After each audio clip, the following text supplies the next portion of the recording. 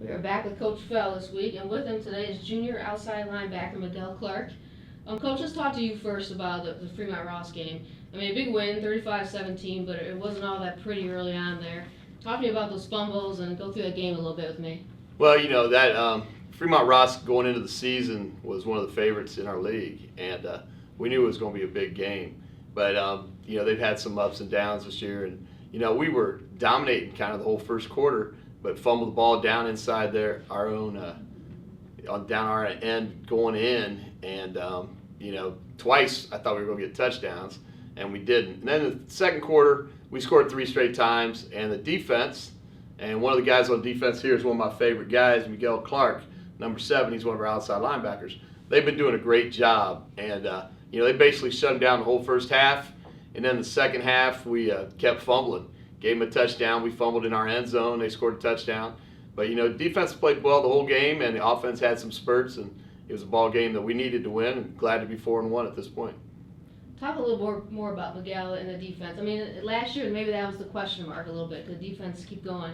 I mean, what's changed for these guys? And talk about him specifically. Well, it's one of those things where we've just got a little better each week. Last year, I think we kind of peaked at the beginning of the year, and this year I think we're getting better each week. So one of the good additions is Miguel, and what Miguel does for us is he's an outside linebacker and he goes to the ball. I got a question for Miguel. What does our defense have to do this week when we're playing Toledo St. Francis? We have to wrap up and everybody fly to the ball. Okay, we've been working a lot on wrap and roll. Coach Crea's got them wrapping and rolling all week, which is a drill we do, and then get to the football. What's your favorite part of defense? Mine's just hitting. Just being out there on the field with my team. Yeah. How would you describe the season so far, Miguel? Is it what you thought it would be so far this year? I feel like we could be a little better than we are, but I feel like we are where we want to be. What's your personal goal for the season? Basically get to the championship. Yeah.